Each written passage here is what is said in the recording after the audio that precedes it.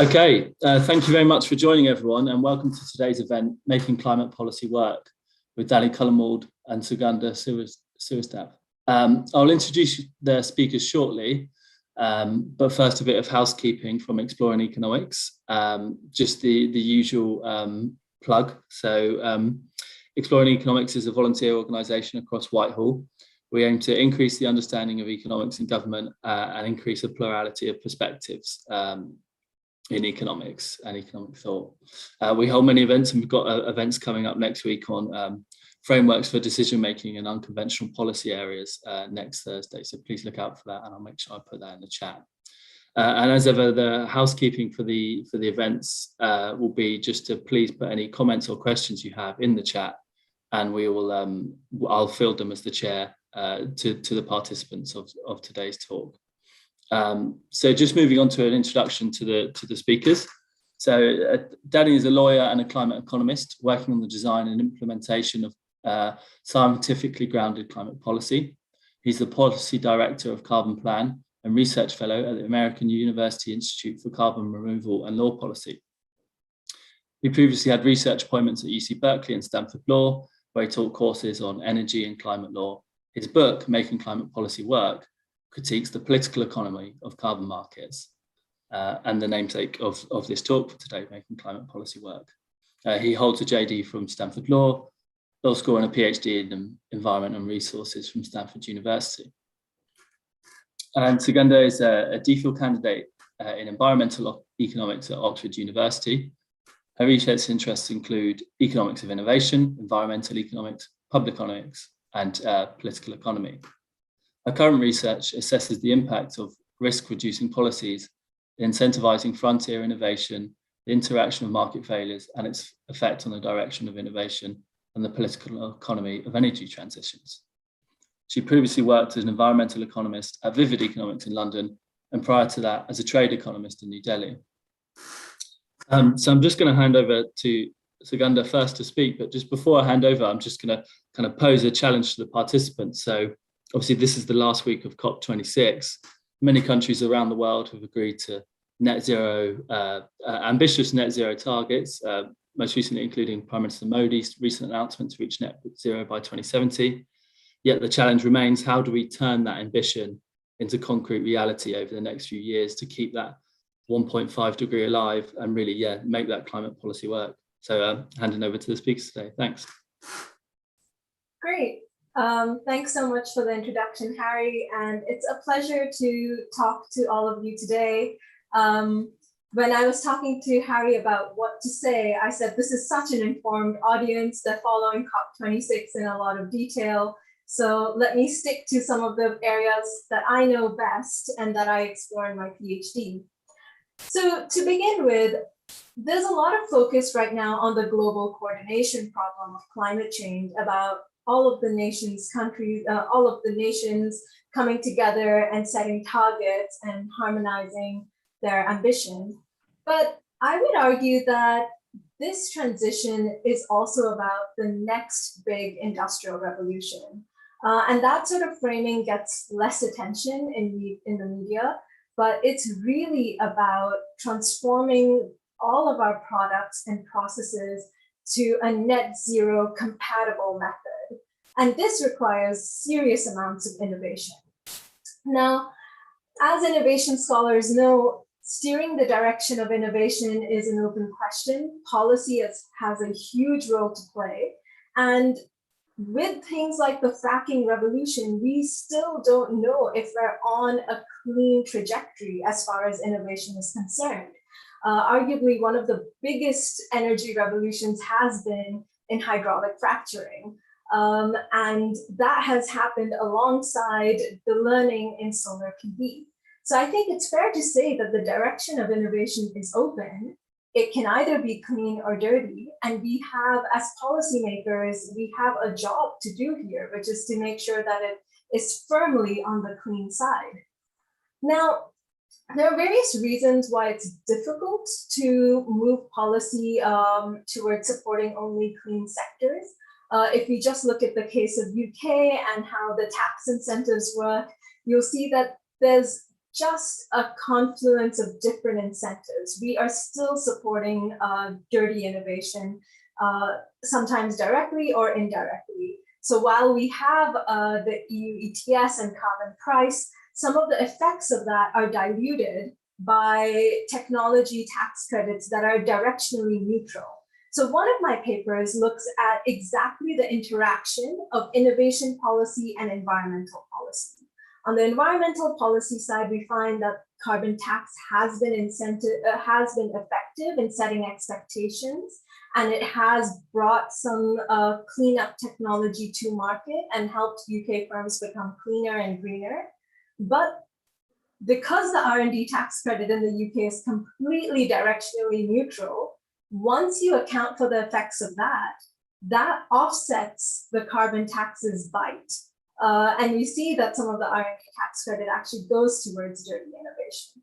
So that's kind of paper number one. And what this underscores is the importance of looking at environmental and innovation policy together rather than just in silos, because it could be very well the case that once you account for interacting effects, then your environmental policy gets diluted because of certain facets of the innovation policy mix. Then the other thing is that I think if you look at this as a green industrial revolution that needs to happen, what do we do about stranded assets, stranded firms, and stranded laborers? So another paper of mine asks the question, which dirty sectors have knowledge that's useful for the clean transition?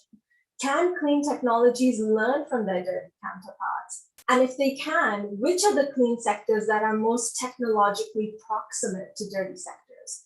So the way we do this is that we look at all patents that were filed in the US Patent Office from the 70s all the way up to the present day. We get 6 million patents. And just like academic literature, if you file a patent, you have to cite all the previous studies and patents that you drew from. So in a way, citations are a very good proxy for learning. So we use the whole patent universe. We have 55 million patent citation links to draw from. And based on that, we find that actually there are some specific sectors where clean learns from dirty very significantly. And they are the usual suspects. So offshore wind learns from offshore oil and gas.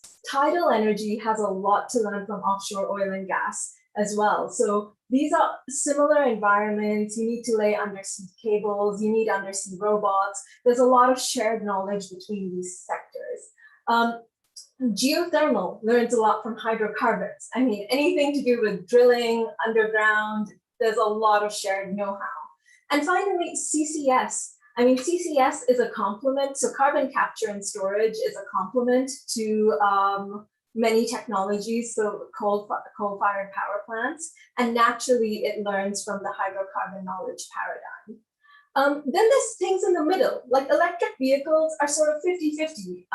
In terms of car design, it's just a car, so they do learn from the internal combustion engine, yet the engine, it's very different, it's battery powered. Similarly with wind turbines have elements that learn from the hydrocarbon paradigm because you have a rotor, you have the same kind of mechanics, yet at the same time, it's slightly different. And at the far end, technologies that are completely different include solar PV and nuclear. They're just completely paradigm shifts in a way. And so they're just very, very different. They don't rely on the same know-how.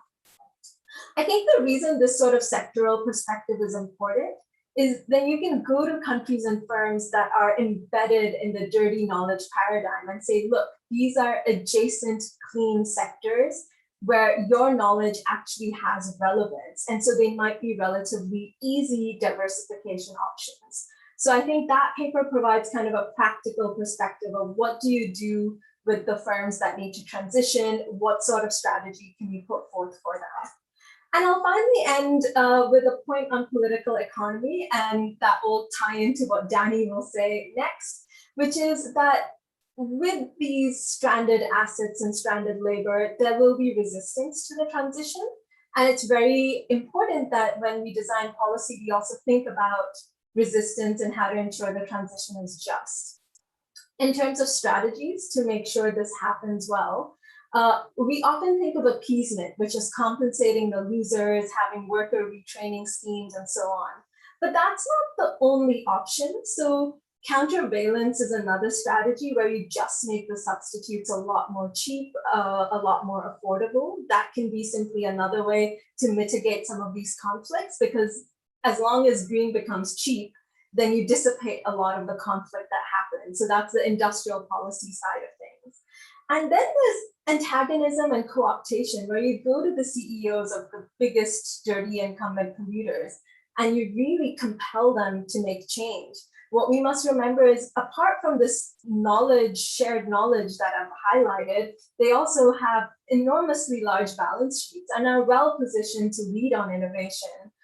So if that pressure is really there, we can hopefully incentivize some of the large incumbents to transition.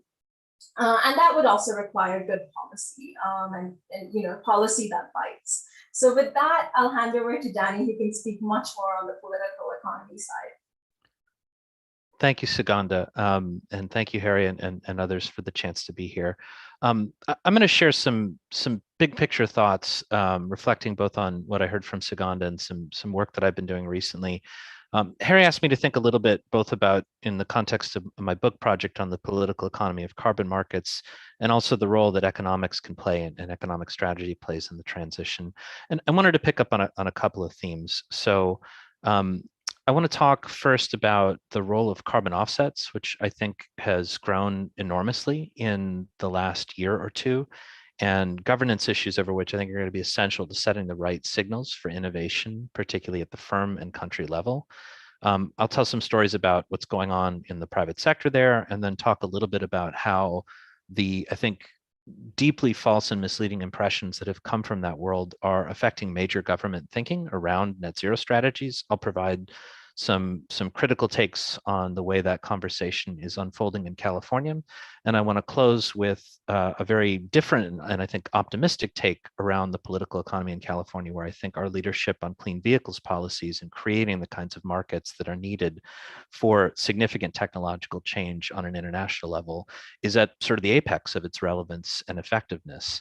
And I'll just sort of contrast at the end with a call for trying to understand, as we think more about the sector by sector and technology-based approaches, how it is that we can have really critical actors that are doing exceptionally well on some fronts and struggling on other fronts, and just make a plea for, in the broader conversation, some capacity not to think of country A or actor B is good on climate, but how to start to map that to political economy and technology strategy thinking, so we can get much more granular about what's needed.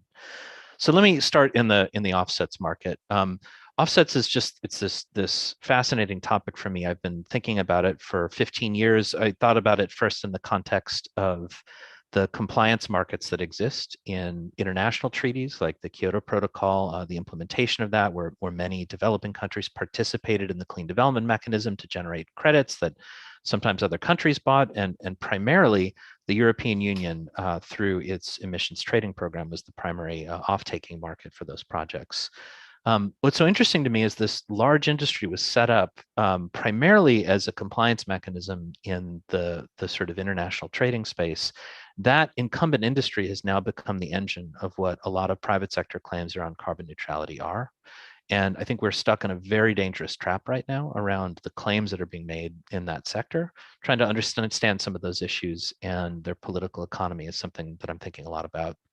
And the number one issue that I think comes out of this is we have a huge number of credits. There's a lot of old credits in these systems. There's a lot of inventory that's out there. There are very low quality standards, often written by financially conflicted parties. So all of the private standard setting organizations have direct financial incentives to increase volume. Most of the buyers in these markets want the absolute highest volume at the lowest possible price. And something that I talk a lot about in my book from last year is how low cost offsets are almost a guarantee of bad outcomes. And the reason is an offset has to be additional. The climate benefits it induces have to be new relative to a business as usual scenario. And if somebody says to you, here's a project that costs $1 or $5 a ton, which frankly a lot of the offsets market trades at, they're telling you, I have a project that does not make financial sense, cannot possibly be done. But if you give me the tiniest little incentive, I guarantee I can do it.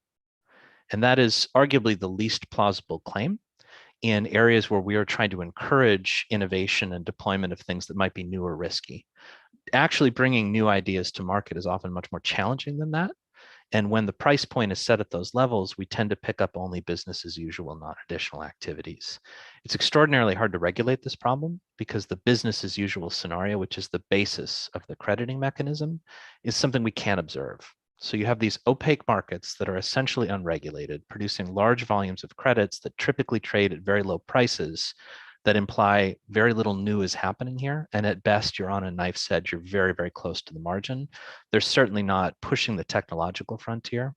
They're not solving the political economy problems. But if that becomes the price point at which companies and governments set their expectations about what additional mitigation looks like, I think it can be very deleterious. Now, sophisticated governments don't do this. But I am surprised at the number of sophisticated actors in the financial sector and often in the energy business who have associated themselves with these low-cost offsets and marketing them as climate neutral activities. Two quick asides on the governance of carbon offsets. Most offsets reflect claims about avoiding emissions. So a wind power plant that earns a credit because the facility was built as a wind farm instead of a coal or a natural gas plant. The avoided emissions are the emissions that weren't burned as a result of shifting to the clean energy choices.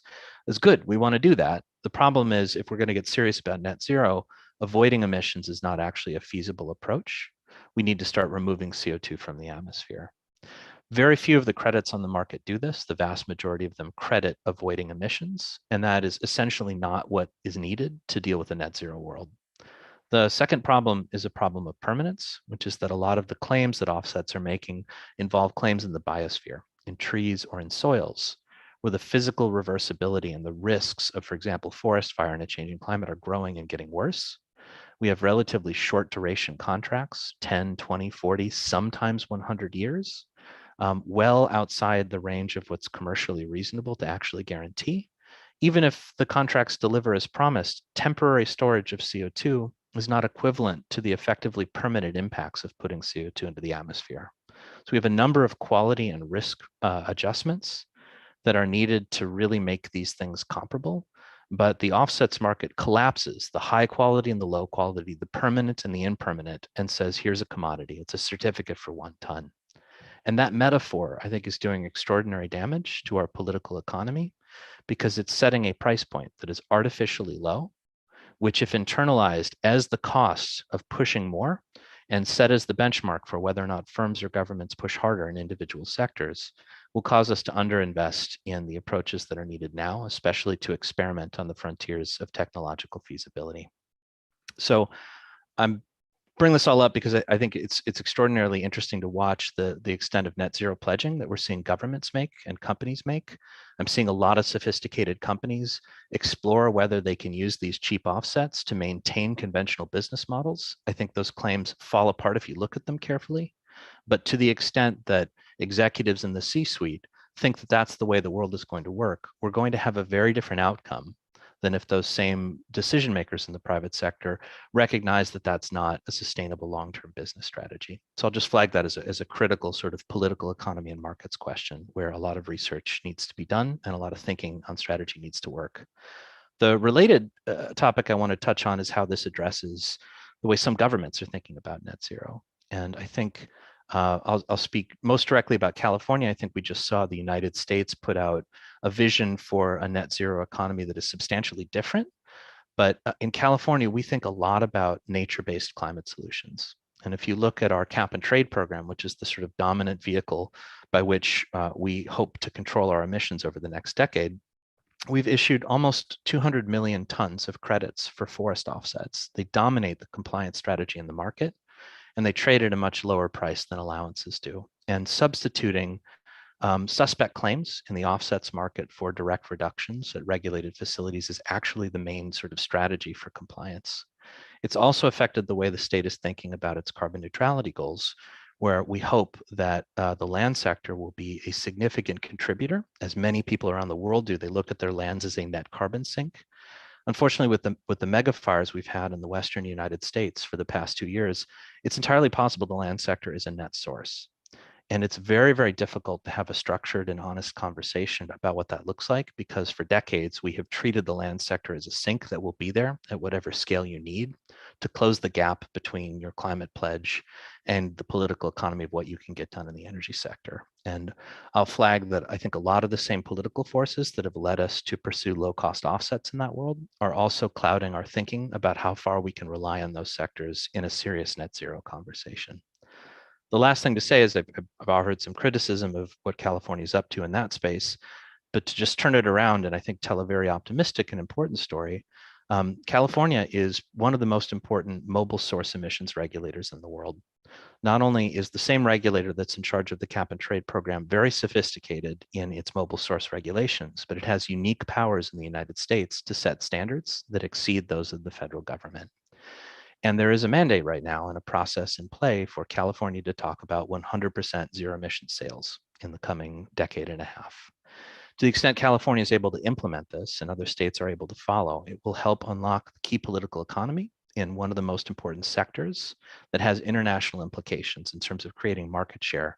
The UK and European governments that have more aggressively embraced mobile source standards might think that this is playing catch up in some respects, but the idea in the United States that you could have credible large parts of the economy shifting to 100% clean through a mandate that is on the precipice of pushing these new technologies in electric mobilization, both in the light duty vehicles and the medium and heavy duty vehicles, it's an extraordinary thing.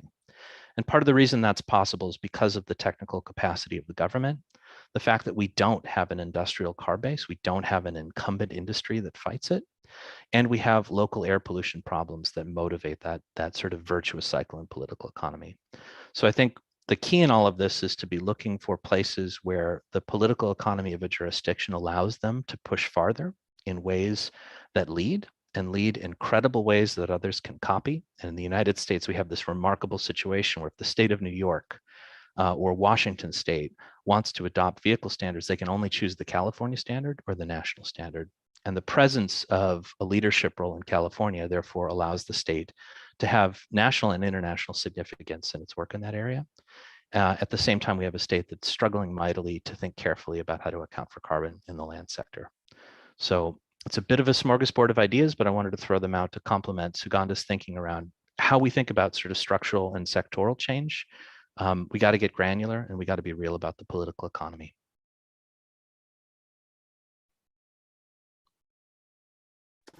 Brilliant. Fantastic. Thank you very much both for a really interesting discussion. There's some questions coming up in the chat, but I think I'll just maybe ask you to comment on each other's talks actually first, if you have any questions for each other. But one of the things that came through to me was, after Sugandha's talk about innovation and Danny, your comments, you've got two areas in the economy where the carbon markets are kind of continuing that business innovation and stifling that innovation, whereas in California, in the car sector, you've got conditions that can create innovation. And I wonder if we can just get into that in a bit more detail and use that phrase, unlocking the political economy of innovation. If we could both talk about that in a bit more detail, I think that would be really good for the audience. Would you like to start, Sugandha? Sure. So I completely agree with Danny that the way carbon markets have been set up and the low price points have not really pushed the frontier of innovation at all. What they have done at the margin is just bring cleanup technologies to market. They have perhaps let firms optimize on when they're going to turn on their appliances so that they use Scottish wind instead of Drax coal. But we haven't really seen the frontier innovation envelope being pushed out through carbon markets. Instead, I think what often works is a very targeted sectoral approach that has been far more effective. And in the case of offshore wind in the UK, what really helped kickstart the industry were the contract for differences. That was a risk-reducing policy that gave a guaranteed price for each megawatt hour of offshore wind generated. And by taking away that risk, more investors came into the market. Not only did more investors come, but there was a diversity of investors and the cost of capital went down. So this, we should remember, this was back in 2013. Now we take offshore wind for granted, but back then it was very much a nascent technology, and one with very high fixed costs and with long time horizons, looking at 20 to 30-year projects where mitigating the risk was absolutely essential to bringing the technology to market. I think that we really need to look at market structure when we think of what type of innovation policy would be best. So some technologies have extremely high fixed costs and long project horizons where risk mitigation is essential and plays a bigger role. For other technologies which are more granular in nature and more modular, you may not need the same level of risk reduction. So solar PV is a very different technology to offshore wind. And it's further down the learning curve. So I think the way we think about innovation policy should think about the cost structure of technologies, whether it's high fixed cost, low fixed cost, modular or not modular. And then we should also think about how far along they are in the S curve, the diffusion curve. If they've already come down the cost curve, then you can have lighter incentives. You can even have low carbon prices because they're pretty much ready, they're off the shelf. But if they're very nascent, then you need much more targeted policies. I'll hand over to Danny. I mean, I afraid we're going to have a boring discussion because I agree with everything you just said, but it just bears emphasizing this isn't a diatribe against the value of market-based incentives or pricing. It's under what conditions can you get price signals that solve the problem that the firm or the sector has. And I think Sugandha and I probably fiercely agree that the toughest problems require more direct intervention. One thing I'll just say to add on this is that the experience of the UK and others that have led on offshore wind, I think we don't talk enough about the impact of those leader climate policies in terms of their potential followership. So California is deadlocked right now. The oil and gas industry has a dominant voice in our climate policy discussion, and through their alliance with a key sector in our labor sector, has basically deadlocked most of the new progress on regulatory or legislative activity. Despite that deadlock, which has really stifled change for the last couple of years, the state just passed a major program to begin an offshore wind industry in California, partly because labor is aligned, partly because the growth opportunities are there, and I think in no small part because a few innovator countries have demonstrated the feasibility and the core knowledge that's required to start those new industries and processes elsewhere. So my hypothesis would be that getting the California offshore wind sector off the ground is going to be easier. It's going to require less government intervention as a result of the more direct government intervention in places like the UK, Denmark, and Germany. And I think trying to understand more about how the early movers create and diffuse knowledge and proofs of concept is going to be really important to thinking about the overall economic efficiency of the transition pathways. And I promise you, a typical legislator in Sacramento is not thinking about the Danish or Scottish experience with wind. But of course, that's what's going on in the background of a lot of this. So I think there's really interesting connections between when the political economy lines up in a jurisdiction, you can prove out a model, how that proof of concept affects the way others, including potentially less sophisticated followers, react. Thanks very much, both, and that's really interesting reading that out. I'm reminded of some arguments I've heard before that we have to get to net zero, and we've got 2050 for a lot of targets, but there's this real intertemporal challenge of this trade-off between immediate investment into these like nascent company or nascent technologies that are maybe lower down the investment curve, and needing to invest in them early on to reap the benefits further down.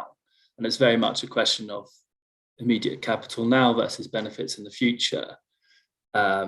At the OBR, I've talked a lot about this in the UK in terms of spending, and it's how do we balance that spending now versus benefits in the future, and the intertemporal element of it. Just if there's any comments on that in addition to what you've said. I'll just say, I think using stylized theoretical arguments about emissions trading is not the way to handle that. And I think a much more granular, there's no substitute for a really careful thought process around that. I don't know what to say other than it is one of the most important issues, and I'm skeptical that we can create instruments that solve that problem for us, that obviate the need to have a careful and empirical discussion about which policy strategies achieve the trade-off that a policymaker is going for on that. It's striking to me how difficult it is to map the metaphors of these policy instruments to their practical reality. Yeah, just to add on that, I think the intertemporal dimension is extremely important, but so is how the government does accounting. And of course, when we think of co-benefits, a lot of these investments actually pay off very quickly. So if we think about renewables integration and the fact that they displace hydrocarbons, you're getting a very immediate air pollution benefit, co-benefit, which is also localized. So the Office of National Statistics is developing further guidance on natural capital accounting and thinking of the holistic picture of co-benefits that can be delivered. I must say air pollution is so large that once you factor that in, the intertemporal dimension really becomes much smaller. However, I do recognize there's the practical side of how to galvanize enough finance. Again, I would say looking to some of the creative ways the UK has done that is interesting, where to finance contract for differences to give offshore wind a guaranteed price, there's been a levy on electricity suppliers. So that's not coming out of the government's coffers directly. That's, I mean, ultimately being paid by the ratepayer. And similarly, I think there can be creative ways to raise capital. I think we can also bear in mind that something that sounds like a large number just because it has a lot of digits isn't a large number. We just need to look at the other areas of the economy that we spend a lot on.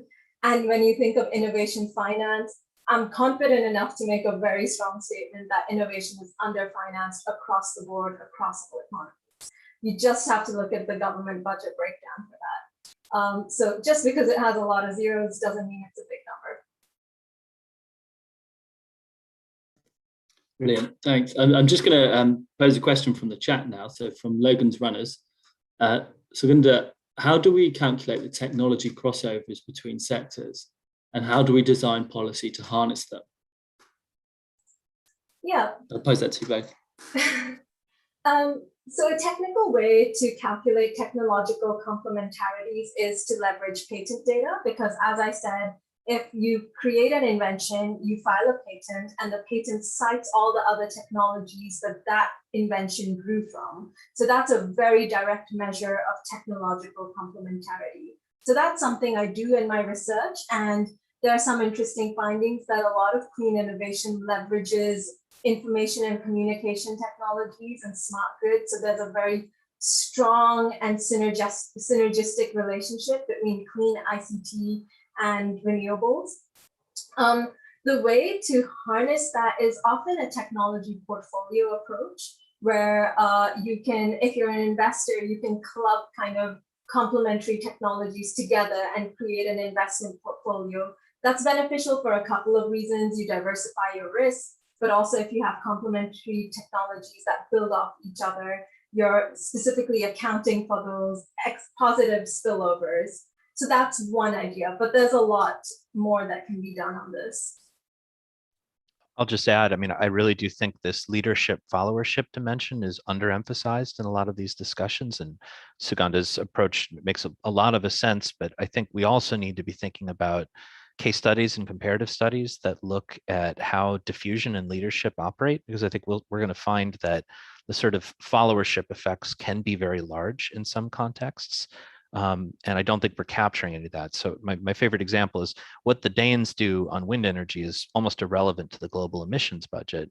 But the fact that the Danes moved early on this issue, and then the government of Denmark set up bilateral cooperation with the Chinese as they began developing their national grid infrastructure, potentially much more significant impacts just in this quiet bilateral engagement that, again, it's not a secret, there's public documentation around all of it. But when we ask the question, you know, wind innovation in Northern Europe, you know, what did it do? very rarely is the answer, thinking about the knock-on effects, the followership effects, the diffusion effects that aren't measured through patent data or other kinds of intellectual property measures, but sometimes quiet and largely unsighted. We just decided to run our grid in a slightly different way because somebody showed it was possible and talked to us about the experience. So I think as we want to ask these questions prospectively, we really need to build up a track record of evidence around retrospectively how sectors, mostly I think electricity, which has moved first, do we have examples where we see these positive spillover effects? And if so, when and why? And can we start to formalize our understanding of when we might expect those in the future?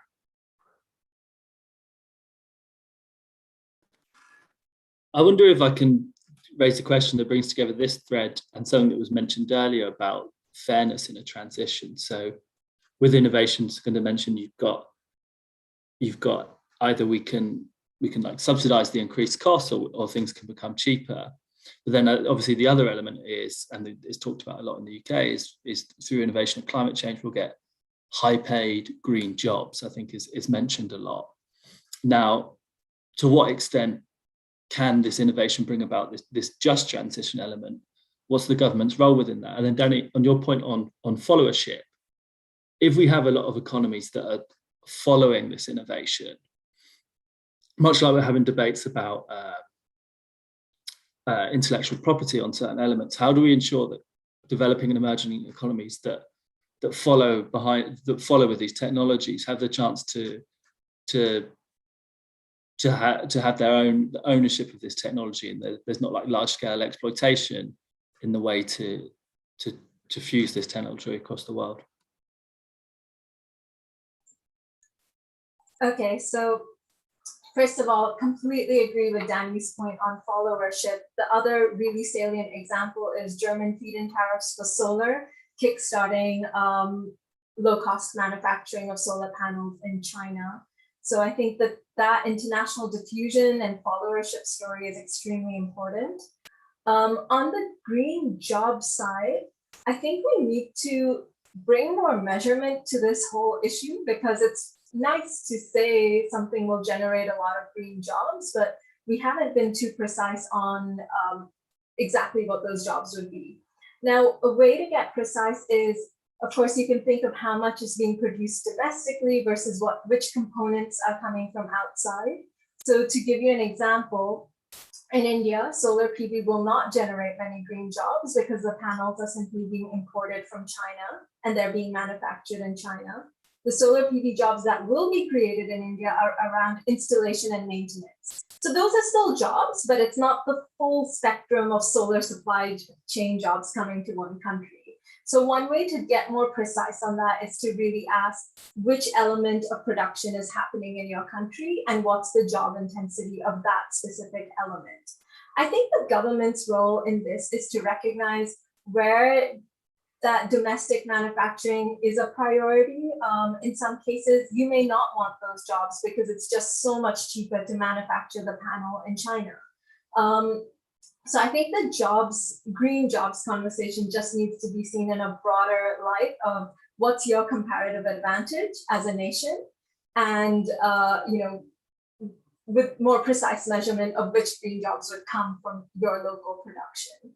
And very quickly on the last point of IP regime, even though I use patent data, I wholeheartedly concur that just total IP protection is not the way. In fact, with several sectors like wind, there's an open source culture. So a lot of wind companies actually share their know-how and collaborate with each other in an open source fashion. So I think that we need to look at the two sides of R&D. IP is good insofar as it protects an incentive, but there's also a whole rich literature on open source culture and how that also incentivizes innovation. So I think R&D definitely has these two faces. So I have a slightly different point of view, which is that I think the thing where we would strongly agree, Sugandha, is the question of the sort of supply chain of the deployment of clean technologies. That's going to drive a lot of the conversation around where is the investment and where are the jobs. And it is not going to be the case that every country is going to have the same profile in the supply chain. I think we need to start from there. I think the labor issue is critically important as a social matter, as a matter of political economy, but it often doesn't play out in the sort of green jobs narrative. And in fact, in California, we have the opposite problem, which is that a lot of the clean energy industries have relatively low labor standards. So our solar industry is not a sustainable career path for a person to be on, whereas the pipe fitters and other building trades that are conventionally associated with the oil and gas industry, you're looking at careers with pensions and full benefits. The oil industries have actually quite closely aligned with key elements of the labor industry. And there's a labor-oriented flavor to the dispute between clean and conventional industries. Tesla, for example, our largest exporter, famously anti-union in their labor relations approaches. So it's a very conflicted spot to be in. And my take on this is that labor politics need to be addressed mostly as a social issue that is separate from and equal to the climate conversation, in part because we shouldn't expect everywhere to manufacture, deploy, or import. There's going to be different combinations of these things everywhere.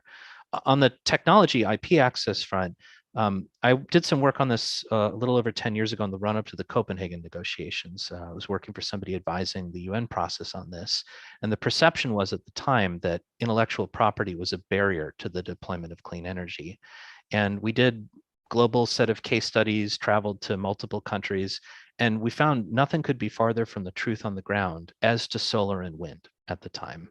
And it's not that there weren't legitimate access concerns, but if a country wanted to pay for, could finance, they could import the technologies.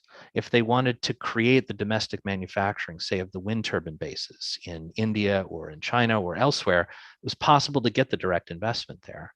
The IP itself was not the barrier. The broader sort of technology strategy and deployment questions were controlling the outcomes. So it's a very long-winded way of getting back to your original question, which is I'm a little skeptical that IP is the barrier on these issues. The questions of how supply chains unfold and how we manage labor relations are critically important, but the idea that for every transition you have a checklist about what your goals should be and your expectations should be, I think maybe reverses the causality in this situation where we're going to see the supply chain is going to be different for every technology and company, and country, and we ought to think the politics will be different as well.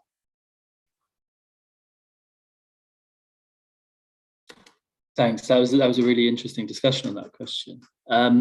Another question we got in the chat is: do the speakers see a role for small-scale, community-style renewable energy as a key part of the transition? This has come from Adam. Definitely. I think that certainly in off-grid developing country contexts, they are a great interim option. So you can have small-scale off-grid solar systems. I think they also have traction in urban contexts in terms of rooftop solar. So I think the challenge there is essentially the balance between decentralization and ensuring your utility earns enough revenues, because if there's too much decentralization and too much self-production, it could destroy your utility's business model. And at the same time, you need the centralized utility because once the solar goes, they will be the ones that supply kind of energy at nighttime. So I think figuring out how to strike the right balance between decentralization and having an incentive to install rooftop solar, yet at the same time keeping a utility's business model intact is important. I also note that this is so different across countries. I think in the US, there's hardly any competition on the retail side, whereas the UK does have competition on retail. So maybe Danny's answer would be quite different, just because the markets have a different structure. No, and I think trying to reliably run a zero carbon grid, you've got to focus on the grid, not the islanded systems. And that's not to say there won't be important roles for distributed energy or modularity in the grid structures. So hear me saying yes to everything, but I think when there's a trade-off, the being able to run large scale grids as zero carbon enterprises is more of a systems challenge than, look, we set up a 2 megawatt microgrid and it stands on its own. We may want a lot of those, but that's going to be in addition to managing the grid, not instead of managing the grid. And I suppose that's particularly pertinent as we go through the transition. We're not going instantly from oil and gas to renewables overnight. There's going to be a position where it's going to be really important that people can still heat their homes or use energy, and we need that firm power as we go through the transition. It's not just the firm power. I think it's the cost effectiveness, right? I mean, the utility scale stuff is the cheapest stuff almost everywhere. So, I think when we're really looking at mass market diffusion, cost is going to be a key part of the pacing issue. And so if your goal is to get everybody on the lowest carbon trajectory as soon as possible, making sure that that's done as cheaply as possible is going to be an overriding priority, particularly when it comes to a cold winter and expensive energy bills because of an energy crisis. The management of the cost structure is going to be super critical. And I have not heard a credible argument that a decentralization first approach is going to deliver that. And I'm not saying, I think we want both, but you got to manage the grid as a system if you're going to keep those system costs down during tough years. Yeah, I think really the barrier here or the struggle would happen more at high penetration levels of renewable energy when the intermittency really starts kicking in. So you're looking at least over 50%. Maybe it's more of a problem at 60, 70%. But what you need to do at that stage is you need to have a very smart grid that optimizes very quickly. So for example, in Germany, suppliers can bid in at 15-minute intervals. So 15 minutes before a certain amount of energy is due, you have all these bids coming in, and then those bids are ranked in terms of which ones are most expensive to cheap, and the cheapest source of energy comes online. Now, the reason it happens at 15-minute intervals, which is a huge accomplishment because technically it's difficult to run a grid on that sort of intraday market. But this is done because of renewables, because 15 minutes prior, you'll know in which direction the wind is blowing or the sun is shining. I think getting grids up to that technological capability or that sort of smart management is what we'll need. I think if we have that in place, then I can see very high penetrations of renewable energy without much problem. Okay, so moving on to probably a more methodological question, and particularly relevant for policymakers and kind of the frameworks we use. So question from Logan's runners is, my dad has a publication produced by the government in the 70s that says solar panels will never be cost effective. Historically, we always underestimate tech liftoff. How can we counteract this how can we stop underestimating it? Sorry. But yeah, I think that really brings out this kind of this methodological question on how analysis is done in government, particularly in the UK. I'm speaking from my own experience, but we have the Green Book that looks at very static cost benefit analysis, but for the climate transition, we need this more dynamic element. And yeah, bringing out those two questions. So my first abandoned PhD thesis topic was a retrospective of energy projections from the 70s and 80s and looking at how they fared. And first of all, I realized almost everything that needed to be said had been said already when I finally got into it. And I also realized everyone was wrong. And it was very hard to come up with anything concrete to say about the kinds of errors that were involved.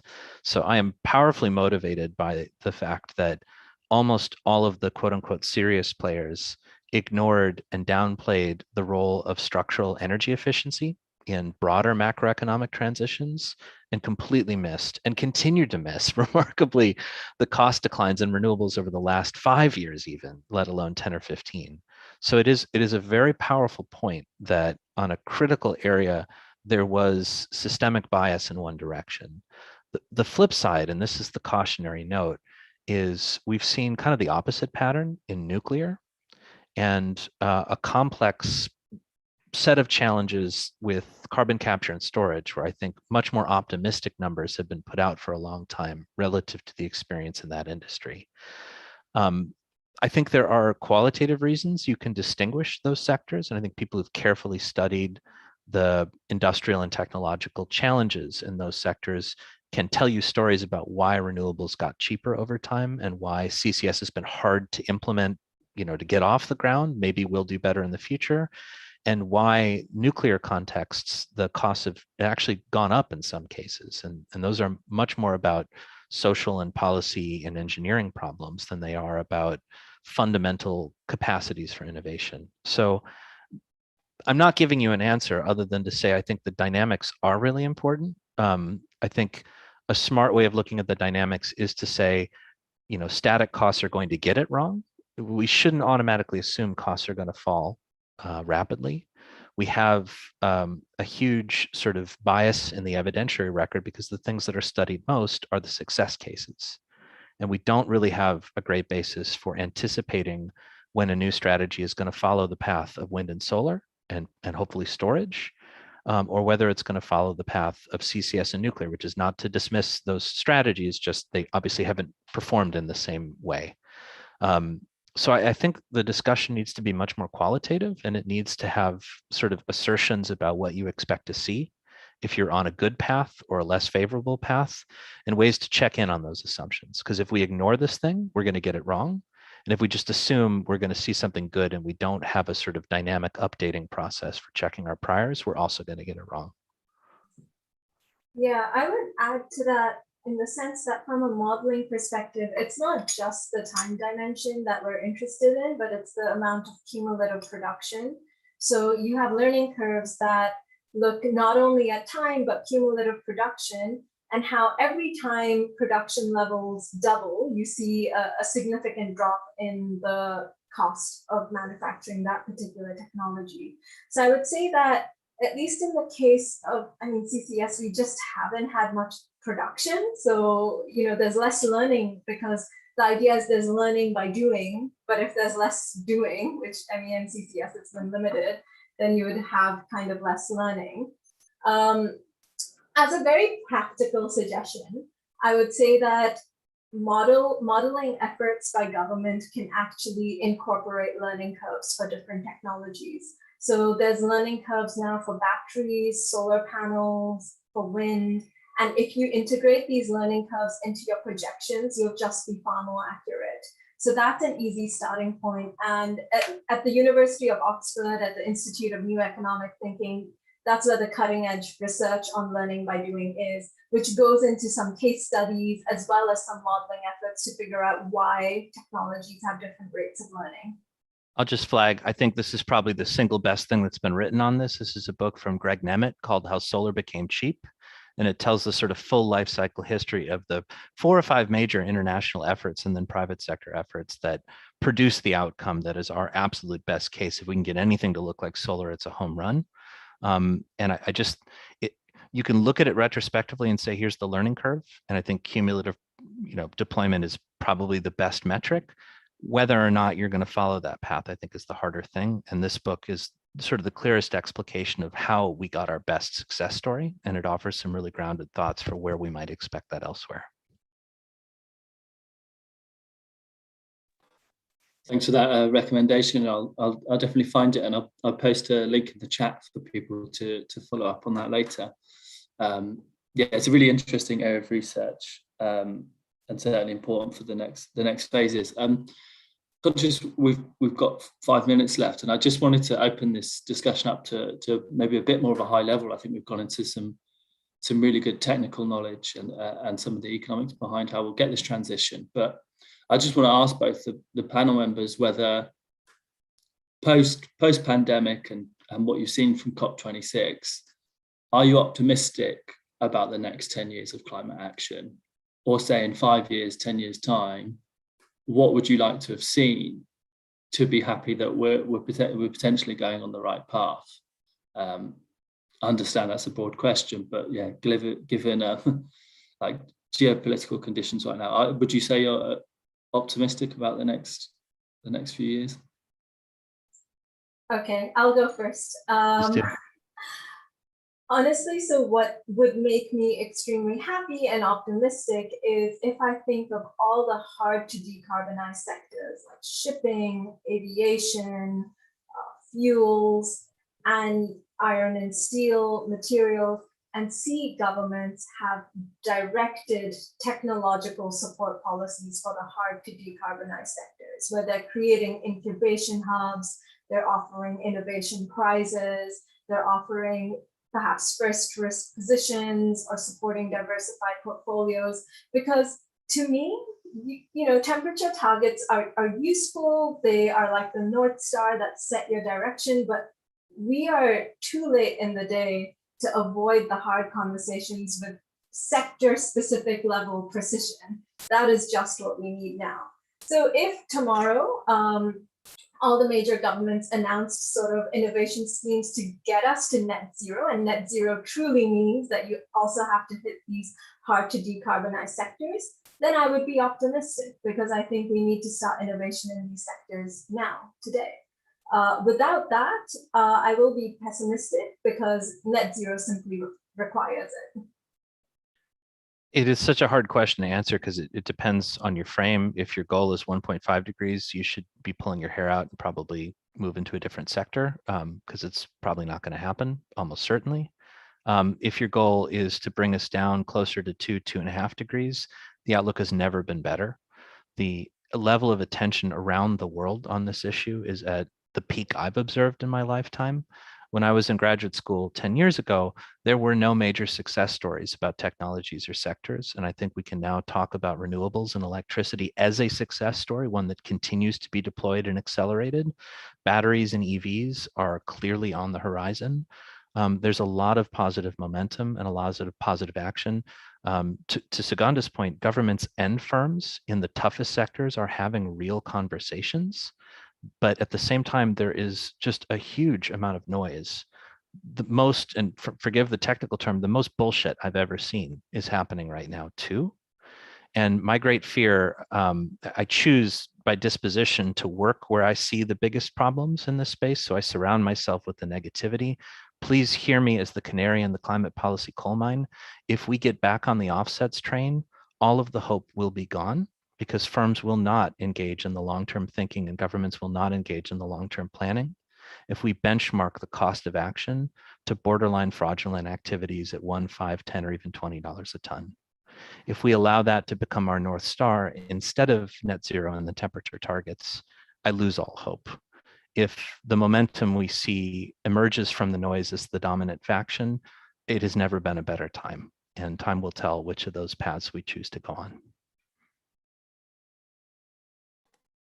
Well, I think that's a stark yet optimistic duality to finish on, and I think that's a really important point, and I suppose something as policymakers we've really got to be on top of over the next few years.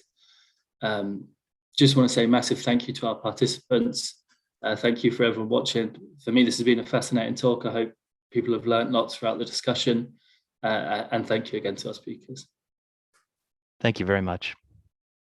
Thank you so much. It was a pleasure.